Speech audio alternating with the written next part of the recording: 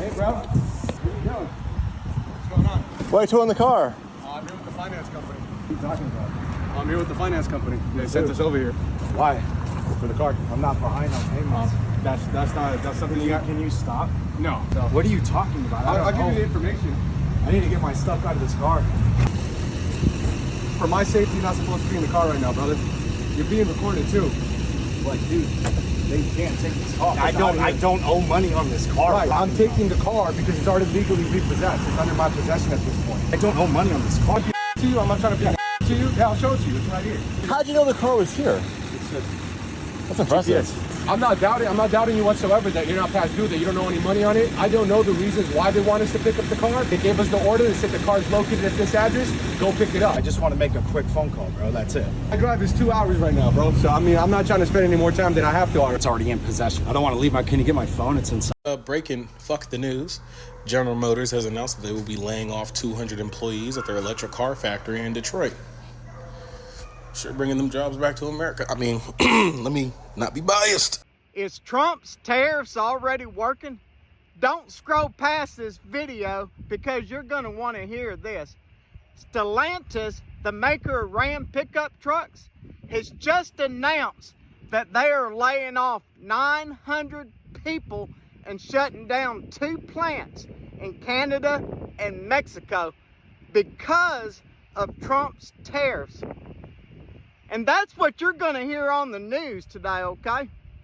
But the part you're not going to hear on the news is they also announced that they are reopening a plant in Illinois where they're going to hire 1,500 American workers to start building Ram mid-size pickup trucks. Now, if that is not what the tariffs were designed to do, then I don't know what is.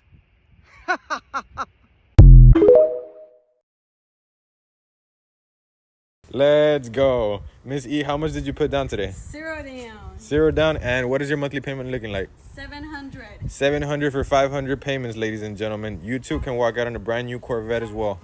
Thank you. What do you rate our quality service today? Perfect. Thank you.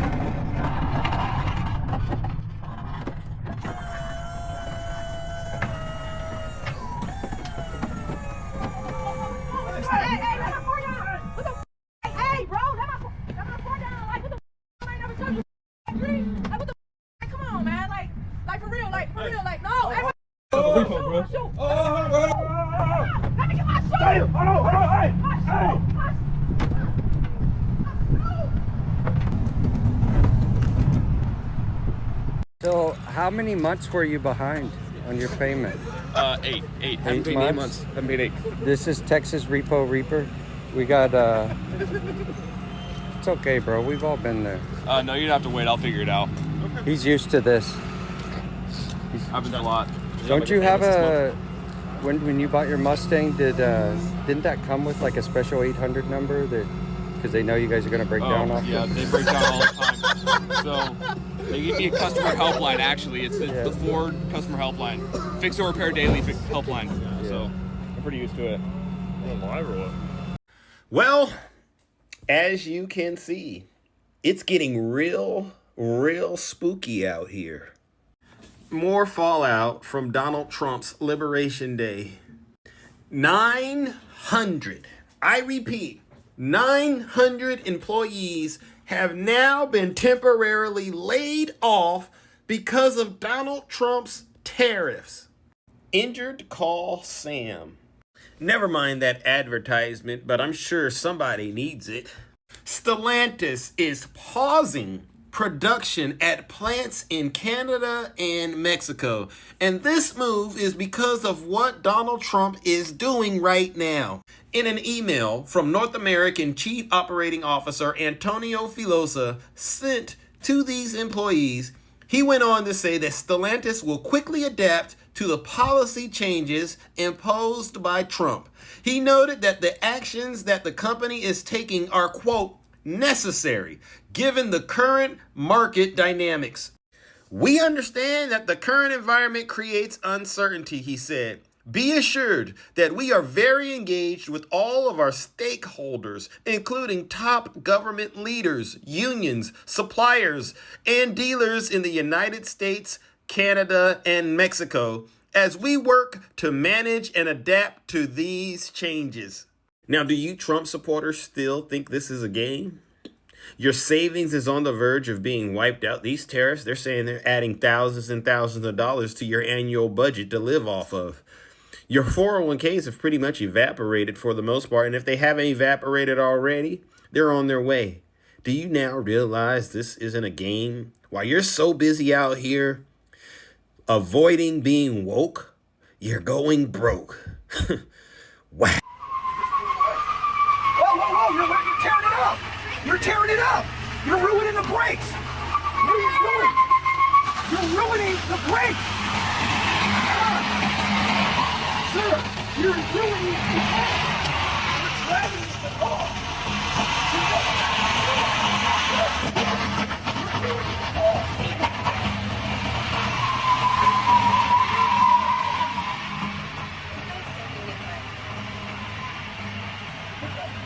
Okay, so this right here is a payment for my white Maxima.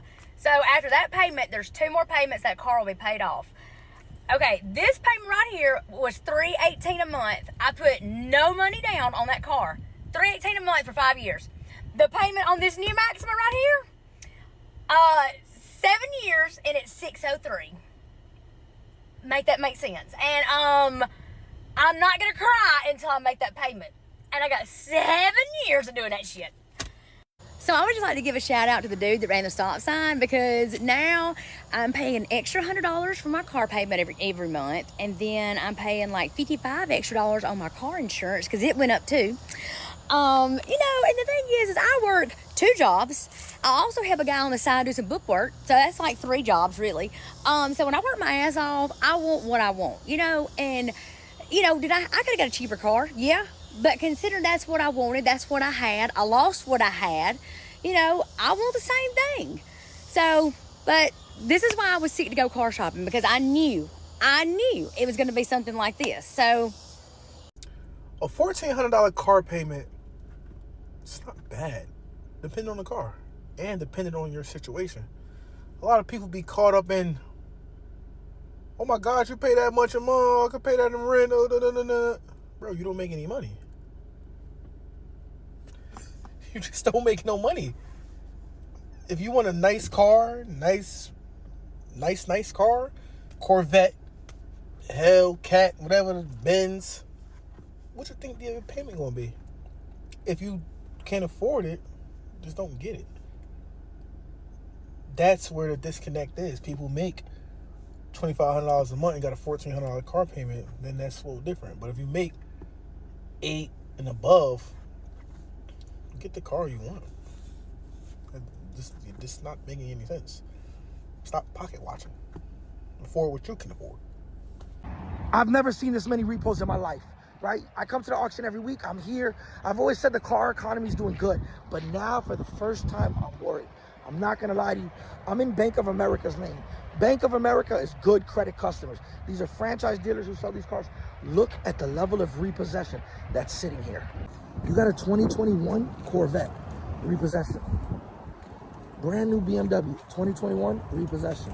2022 Silverado, repossession. These are Bank of America repossessions. Look at this. It's got 27,000 miles. It's a brand new Tahoe. Let's look inside. The inside still smells new. It's mint. immense. In order to qualify for these cars, you got to make 6-figure income.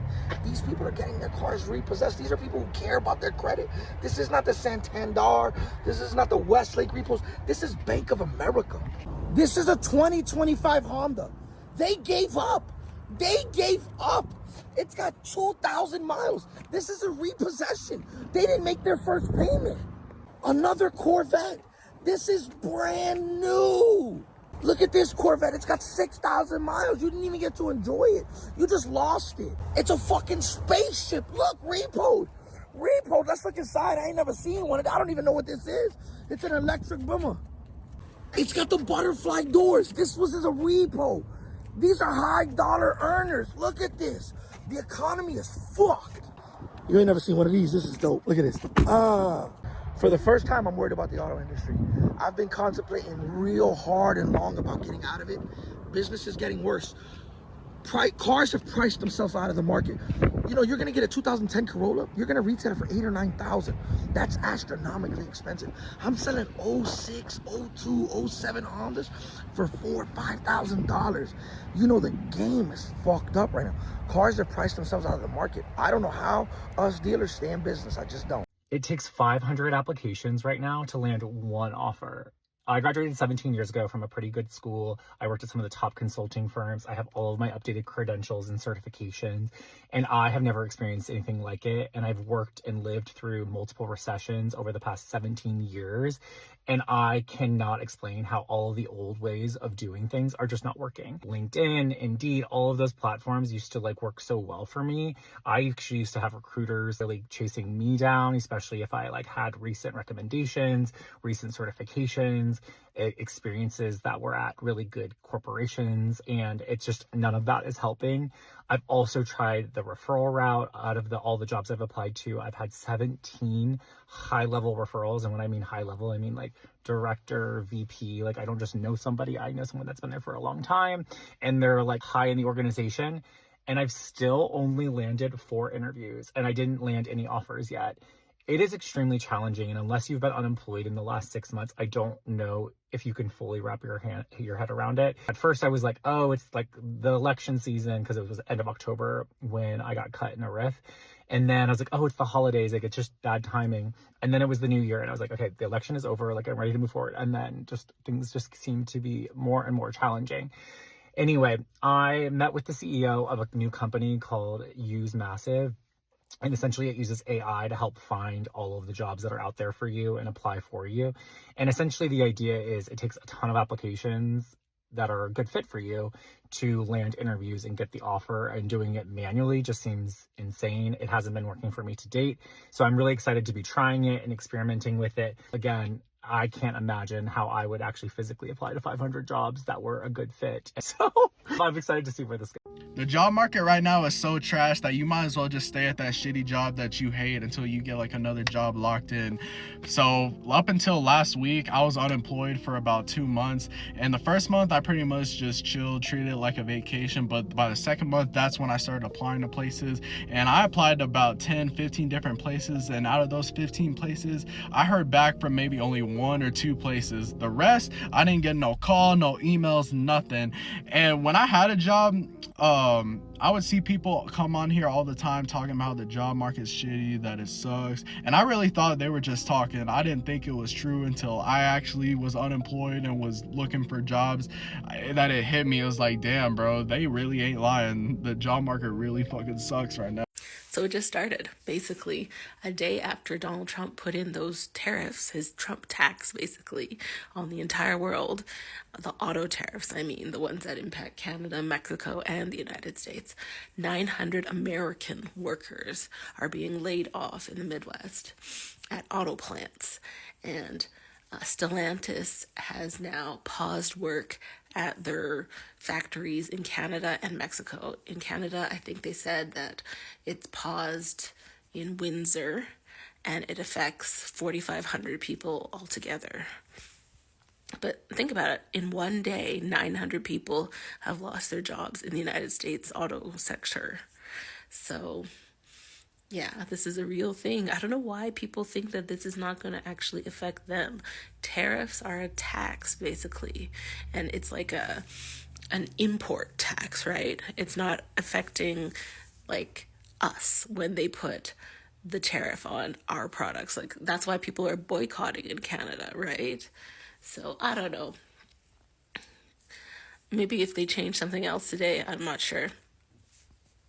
I think that the EU is supposed to make some announcements on their reciprocal actions or whatever it is. But it's just like, you literally, like, it took one day. We're getting news from Ontario that there will be a shutdown of a General Motors assembly plant in Ingersoll. It's near London, Ontario.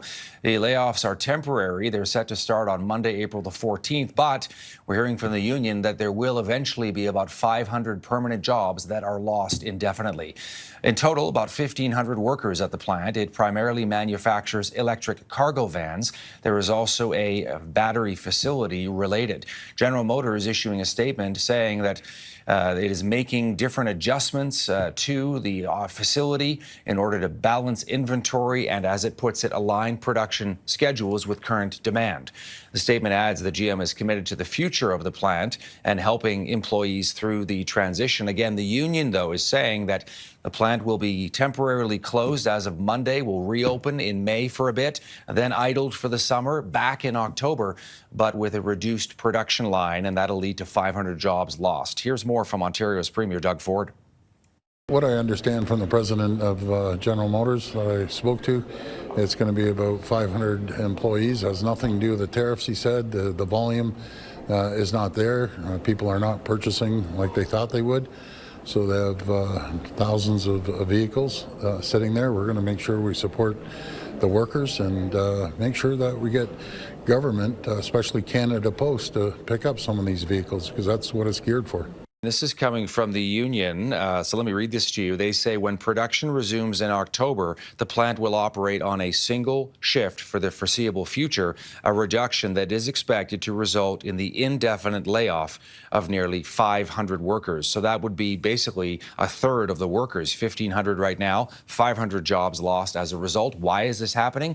Because Donald Trump has launched a trade war against Canada, and he has targeted our country's auto sector, and it's leading companies like GM, Ford, Stellantis to make some tough choices about their future. So after Donald Trump's tariffs were announced, Stellantis says it will temporarily lay off 900 U.S. workers following the tariff announcement. It's laying off 900 workers at 5 U.S. facilities after President Donald Trump's tariffs were announced and temporarily pausing production at assembly plants in Mexico and one in Canada. The maker of Ram trucks and Jeep said U.S. plants affected are powertrain and stamping facilities that provide parts for the 2 factories in Mexico and Canada. That's one thing I tried to say. Even when the UAW and Sean Fain were backing the auto tariffs, you have to remember that we still have factories that make parts for cars that are not built in the U.S. This will affect UAW members in the United States because of tariffs on other countries. Because we have such a global economy now where so many parts made for U.S. vehicles are getting tariffed, and so many vehicles that the U.S. makes parts for in other countries are being tariffed.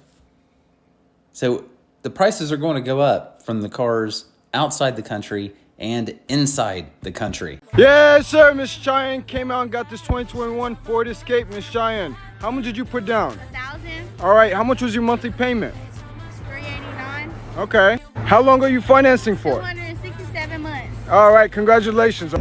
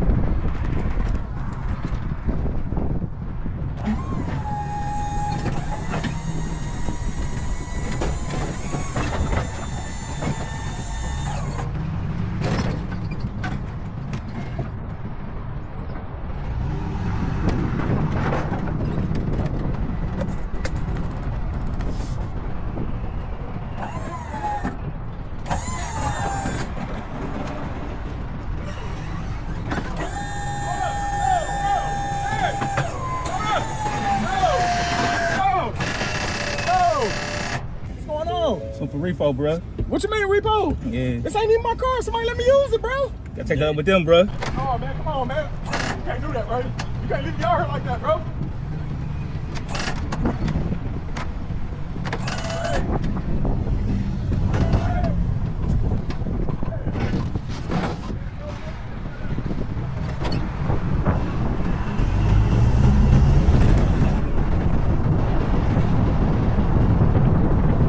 Calling a customer on her Mini Cooper she wants to trade in, and she has 2 previous repos. So let's give her a call.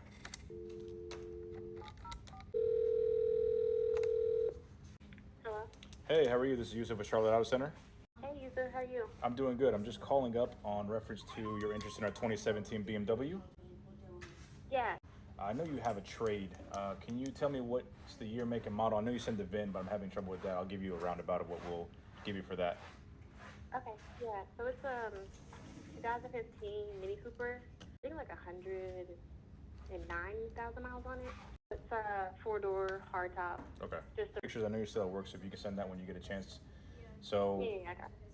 as far as trade-in for that, right around 5,900 to 6,200, depending on condition and mechanical. Do you owe any money on it? I still need to pay off about, I think like 19 or 20. $20,000 on the 2015 Mini Cooper? Yeah. Oh wow. Okay. What's your monthly payment on that? Right around 600. $600 a month. Yeah. Do you know your credit by any chance? I've been working on my credit, and it's about, I've gotten maybe up to like 500. 500. Okay. And have you had any repos in the? Unfortunately, 2. 2 repos. Okay. All right. And how long ago was that? Well, one was like last year, and the other one maybe about 3. 3 months ago? Um, Or 3 years ago? 3 years. Okay, Yeah. so if it's last year, I'll maybe get your approval. But okay, is there a reason that you had 2 repos? I gotta explain this stuff to the bank. Just really just couldn't keep up with the payment at the time, so. Do you have any money down? Yeah, I have about 3,000. 3,000. Okay. I'll be honest with you. On this Mini Cooper and the 2 repos, I probably can't sell you the BMW because the 2017 BMW, I think, is at 17,000. So for what I offer you for the Mini Cooper, around 6,000, you're going to be around $14,000 in negative equity that has to be rolled over. I could possibly roll over maybe 5 or 6, and with your 3, that's going to leave over around a $6,000 discrepancy. Bump up your down payment. I can try to make something happen. Not going to be cheap. You're not going to have a good interest rate. So I just wanted to give you a heads up on that. Unfortunately, you know, with your credit score, the repos, I mean, it's going to be taxed. Yeah, dang. Okay, no, I get that. So you want to take a day or 2 to think about it, mull it over, set you up an appointment. You can come in, do the application first, and then we'll get you a pre-approval or see if the bank will approve you, and then we can set up a test drive. Yeah, that sounds good. Thank you so very much. Hey y'all, it's Pretty Girl Sophie. I want to tell you guys, as a 19-year-old with $45,000 in debts alone, y'all, please don't get a finance car, literally, y'all. I have a Jeep, 2021 Jeep. I bought back in 2023. I financed that shit for $46,000, right? I'm like, I really want, this is my dream car. Yeah, don't get on me talking about, oh, Jeep is your dream car. Yes, at the time I was 18. It was my dream car, like most definitely. But now, I can't get rid of this car. Literally, I'm stuck with this car, y'all. Like, I'm in so much debt right now, y'all. Like, most of my paycheck is going towards this car. Half of it is going towards this car, y'all. I'm literally struggling so bad, and I want to document my journey on how I'm going to get rid of it. I want to know what y'all's car payments are every month, because I refuse to believe that I am the only person with a high car payment, and I refuse to believe that my husband is the only man with a high truck payment. I don't know if y'all see it, but I literally see vehicles posted for sale now for like $100,000 to almost $200,000. And there is absolutely no way that people are purchasing these vehicles without paying a high car payment. So y'all are mad at me, and I know that I am not the only person with these high ass car payments. I'm not. And other people just might not be telling you what their car payments are, But there are a lot of people with these high car payments for absolutely no reason. Vehicles now are not the same cost as vehicles used to be. I can look online and find a hoopty, and it's going to be like $15,000. That is wild. So please, tell me what your car payments are, because I need to prove a point that I am not the only person in this predicament. Especially people that bought their cars a few years ago during the pandemic, because that is when the cars started getting really high, which is when I bought our vehicles. So tell me, do you have a high car payment or do you have a low car payment? Because there's got to be way more high car payments than just me. Okay, so I'm literally so embarrassed to talk about this. I bought a car at an astronomical interest rate because, first of all, I don't know any better. And my aunt didn't know because my family always bought their cars in cash. So nobody knew about what it was like to take out a loan on a freaking car. So long story short, I pay the bank that like thousands of dollars in like one chunk payment. Lo and behold, I didn't know that you have to actually call their finance department and let them know you want that, say, $10,000 to go towards the principal of your freaking loan. So apparently I still have so much to pay on my car, but they literally took half of it as finance charges. Like, what? This is illegal. What possible car is this? It's a Tesla. Tesla Model what? Y. Performance. For $1,000 a month? Tesla Model Y? That's like a Model X type payment. So it used to be $764, and we had a 2.4% APR, and then when I totaled it, guys, the interest rates for these cars right now are 0%. I know, it makes me sick because when we bought it, the price of the Model Y went up, and then I had to get a performance to get it quicker. Why do you need it quicker? What are you talking about? It already goes quick. Well, I didn't want to go backwards. The 2 months I drove a gas car was horrible. I don't give a could you afford this? Yeah. I didn't want to get a Tesla in the first place. I wanted to keep our paid off Equinox. Sounds great. She traded it in, got a Tesla. Wait, why you guys were in a disagreement with this? Why'd you lose? She was able to convince me that it was a good idea to get the original Tesla. You guys are not credit card people, you don't even know. This card's geared more towards college students. It's a debit card that helps build credit, and I recommend that to every guest, and you guys kind of can, but those are the kind of cards you need to use. You cannot use credit cards. Then close the accounts so you don't have access. I pay $699.39 for my car note every month. Do I think it's worth it? No. Am I gonna keep paying it? Yes. But let me tell you why I think it's worth paying. If not, I'm still gonna pay the move. I got push start. I got a touch screen. You gotta love that Bluetooth. I got a sunroof.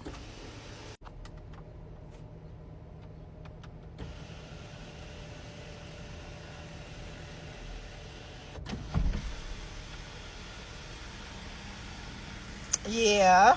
I have dual air. So I'm always cold. I put my heat on. My husband always hot. He can keep his air on. I got seat controls. I got heated seat, vented seats, heated wheel, and then on the passenger side. And I got a backup camera. I love how my trunk lit up by itself. I can close it with one button. And then I can crank it from the outside. What is your monthly car payment? I am currently driving a Volkswagen Atlas and am paying $780 a month, which is a lot of money. I'm just curious, are a lot of people out there spending this money? I am purchasing my car at the end of this. Therefore, I see an end in sight.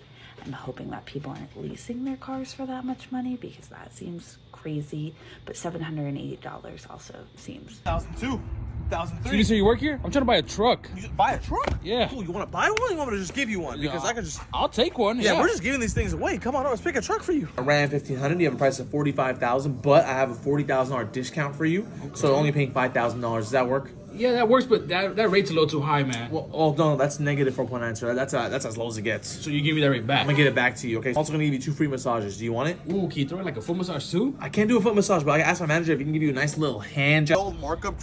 Hey man, I'm trying to buy a truck. Okay, you and everybody else. Okay, do y'all want to stock? Can I see one? I got one that just came in like 8 seconds ago. Do you want it? Yeah, okay, go check it out first. No, do you want it or not? How am I supposed to like it if I don't even see it? This is the truck. Do you want it? Yeah, this was nice, man. Can you take it for a test drive? Yeah, definitely not. You guys are the only one in the market with one. Yeah, that's why you can't drive it. Why would I put miles on it for the only ones that have it? Okay, well, can you get me under 500 on this truck? What, 500 what, a day?